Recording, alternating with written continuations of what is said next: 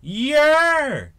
It's your favorite Straw Hat Nico. The new One Piece chapter really hit the spot. I'm really excited for Wano. And I can see now why a lot of people are hyped for this bad boy. But I have a couple of concerns, but regardless, it was a solid chapter. But the main concern I have, okay, if Marco can help the Straw Hats, what's the important message? Where are the remaining Whitebeard pirates? What are they doing? Are they trying to take care of Blackbeard in some way, some fashion? Or protecting Whitebeard's old territory, the towns they like to go to? What's going on? We know Whitebeard went to Wano before, so is that message related to that? Like, hey, if you say this can help you in a pinch, or hey, here's something I think y'all need to know about Wano. What is it? They mentioned government officials. If you mess with them, it's like messing with Kaido and the Shogun, but we don't know what they look like. So they could really be like royal people or just regular people or have some spies. You never know, because snitches always out here trying to, tell the stories of what they saw, what they heard, yada yada. But I do really hope, whatever the plan is, magic will happen. What I like about One Piece is those team combinations, bruh. I especially love the big idea of we have been Thriller Bark. The Straw Hats had to work together to defeat a really strong opponent. So I'm doing the same thing with the Shogun and Kaido. If Luffy gets the final hit, cool. But I'm saying, leading up to the final hit and the final fight, I want to see everyone put in work. Robin, Usopp, Frankie, Nami, everyone. Because if not, I'm be really confused. Because think about it like this. They're the Pirate King's future crew. So you're telling me if they can't fight without Luffy or Zoro, what are they really going to do? Wait for them to pop up? What if they're busy fighting strong opponents? They're going to sit here, let's just try to stall till Luffy or Zoro can save us? I don't like that idea a single bit. But we going to see. It's a new arc, and I want to see Robin put in work. I understand the way a Devil Fruit is. It's risky to use it because she messes up. Boom, she can actually hurt herself or lose a limb, because as you know, any appendage she makes, it's related to her. It's her actual limb. But hey, in Wano, maybe her learning stuff about Wano can make her improve her powers. You feel me? Because the way I see it, at this point in time, Robin has a couple options to get stronger. It's either she learns martial arts or something along the lines of that, or she just learns how to be more efficient with her powers. But other than that, I don't really know what she can really do. Now Usopp, he will put in work. Maybe he can find some special plants that can use, or make a shuriken and then dose it in something like poison, anything like that. We won't see. Or make exploding stars. That'd be nice. Zoro could probably find some cool new swords here, learn some techniques. Who knows? Frankie, I don't know, but he might learn some new stuff from being a carpenter in Wano. That's what I'm saying. It's a chance for all the crew members to, develop in some way, some fashion. I'm not expecting it, but if it happens, sensational. Now with the flashback, it got me thinking, okay, how did Kimon get back into the country with his friend? And no one's asking any questions, because they were on the run. So I'm sitting here like, did y'all just have a place to hide out in? Did you use your devil fruit? People in Wano even know what devil fruits are. Maybe the Shogun does. Kaido definitely does know. But we're going to really see how that all plays out. The Shogun who has devil fruit, to me, it'll probably be like a snake model zone, because I've already seen snake model zones with Ball and her sisters. But I don't know about that part. It wouldn't surprise me. But if it doesn't happen, it's fine either way to me. Now for Kaido, I know he's waiting for Luffy to pull up. So I want to say, how can he do this efficiently? The worst case scenario, they try to jump Kaido. He's like, I knew I was coming. Square up, because I was ready. Had ambush and everything. But maybe what they could do, they have like a signal. So it's like, alright Luffy, if you hear the signal, come to this place. That's where we're hiding at. And let's actually have a plan. And I like how Zoro's basically, in a way, doing what Luffy couldn't do in Whole Cake. Because remember, he said, look, we can't fight two Yonkos at once. And there's basically being low-key for the most part. But towards the end, he had no choice. He was getting framed for murder with his sword. But the thing is, it was some random guy I didn't even know. He had no other choice. But now with that scene, I wonder who's going to snitch. Is it going to turn out, hey, that guy had friends who are friends with the The government officials saw the whole incident, and they snitch. Now they know who Zoro is, and then bang, they gotta go to a different place to hide out at. Now, we don't know, but it wouldn't surprise me if it did happen. I'm worried about some other stuff, but with Oda, we trust.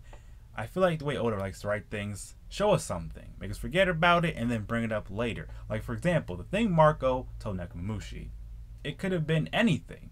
It could have been, hey, here's how things work in Wano. If you say this in Wano, this can happen. You know, anything. Who even knows? Or maybe some just parting words from Whitebeard during his time at Wano can help the Strides in their current situation. And the way it looks, yeah, Marco can't leave Whitebeard's hometown because I know Whitebeard was an orphan. And it makes more sense now why he cares so much about family. Old boy never had it. So that's why I think when he saw people like Teach, he couldn't just say, no, you're a bad son, go away. He wanted to give everyone a fair chance and feel like they were loved. Like how he made Ace feel. So I appreciate that. If you've seen the, what's it called again? Oh yeah, the Ace novels. It always hints that Teach always been this kind of person where he's an opportunist. He just looks for opportunities and just capitalizes on it. I mean, it's kind of bad, but not bad all at the same time, if you ask me. Because think about it. If you're Teach, you know about devil fruits. You know you want this one, someone ate it. And you found out a way that if you find them and kill them and get the fruit, you probably would do it. Same reason why I think he sent Burgess to Dressrosa. Old boy has a plan. And in my mind, what if all Blackbeard is doing is trying to get back what he thinks he rightfully deserves? He might sit here like, I was an orphan, I struggled. But if I have a chance to be great, I'm gonna be great at all costs. I'm sitting here like, why attack revolutionaries? The revolutionaries kind of want the same thing as pirates.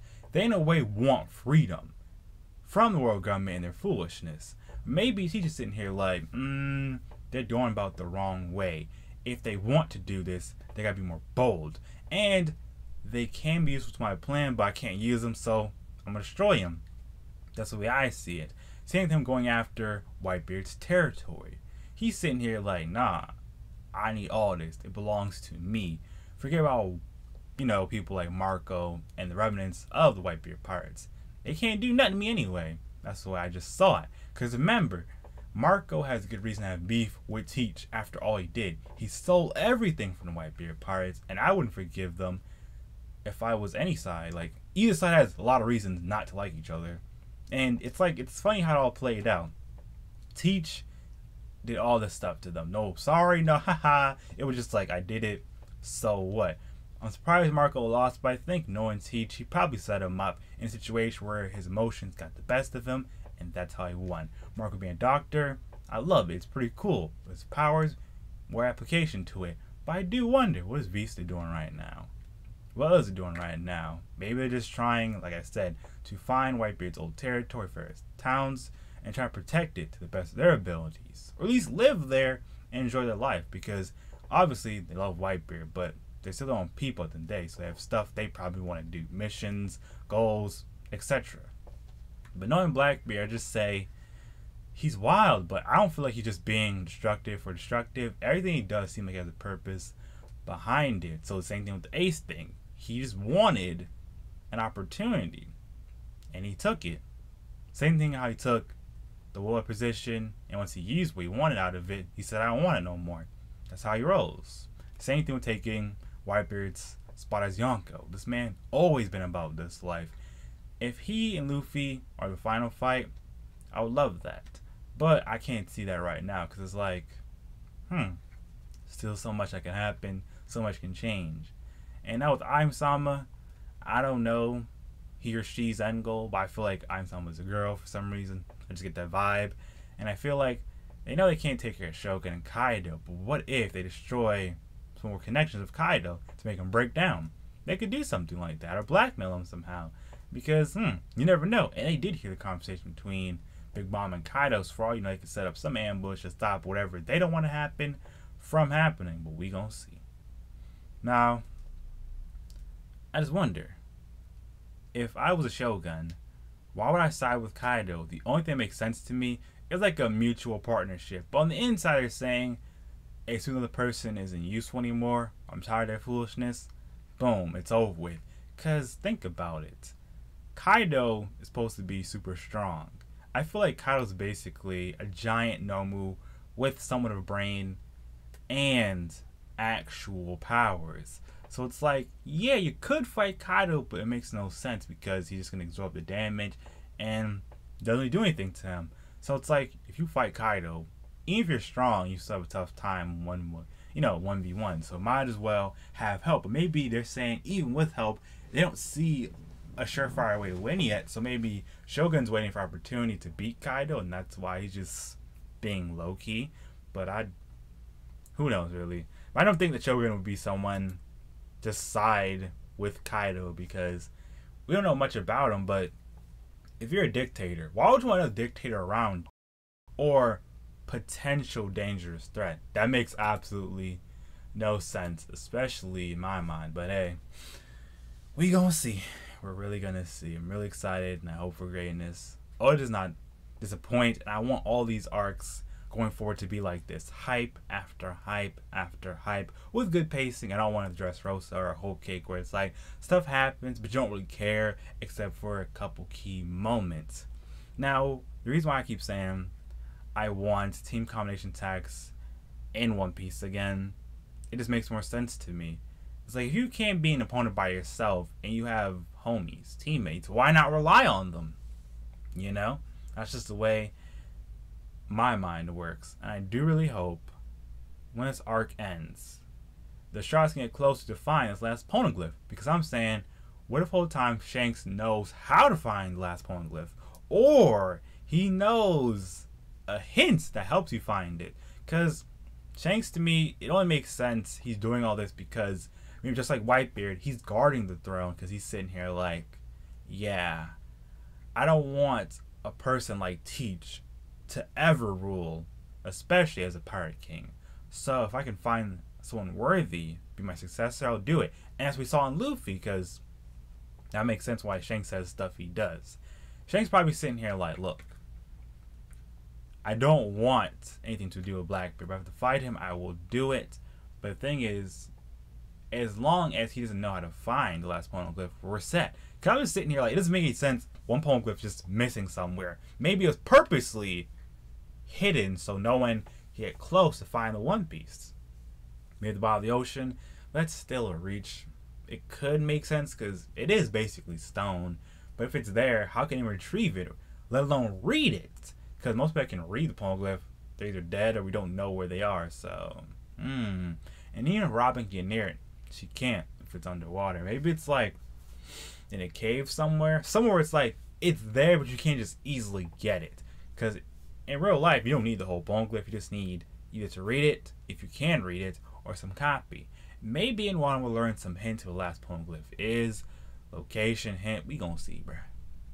Really gonna see. So my last thoughts for this chapter. Oda is really impressing me. Because I love One Piece. You already know this, of course. But sometimes I feel like with arcs like Dressrosa and Whole Cake, it's like you're more happy predicting than enjoying the story. Sometimes what happens makes you say, why'd you do it? And then there's no payoff for it. Or just a setup. Because in my mind, the way it's set up is, it's like, what Zoro's saying is gonna happen. They're gonna have to fight to Yonko, whether it be them teaming up or just butting heads, whatever the case is gonna be. Big Mom could come before Elbath, but maybe her plan is she has a daughter in Wano, because if she has all these kids, probably don't know where all of them are. She probably scatter them across the world. And it's like, alright kids, so what they're doing, alright, I'm pulling up. Then Big Mom's there. Or maybe it's like, ha ha ha ha, y'all thought I was gonna pull up, I'm right here, Straw Hat, square up. But even if she did show up, I don't think she can get in, because if it's a lawless country, there's gonna be bandits, human traffickers, all this crazy stuff. And the way Big Mom seems, she doesn't seem like she wants to leave her island unless she absolutely has to. And if Kaido knows she's gonna come there and threaten to kill her, I don't think he's bluffing. That sounds like he really means it. But I wanna know from you guys, based on your thoughts on the chapter, what is the worst case scenario for the Straw Hats? Do you think Big Mom will really publicly just saying all this stuff just to say it? Or is she making threats to Kaido and the Straw Hats, anyone eavesdropping? Do you think Kaido is working with the Shogun because of a certain benefit, or it's just to pass the time to get this ultimate war he actually wants? Or do you think the Shogun's using Kaido and vice versa? Leave me your thoughts in the comment section below. I can say so much more, but I wrap things up. So look, King Kong on this video. If you liked it, subscribe to join my Straw Hat Fleets. Share for your social media if you enjoyed. You want to see me, make more progress in terms of content creator. Follow me on Twitch. Join my Discord. Follow me on Twitter. You're good to go. I can say so much more, but my crew needs me.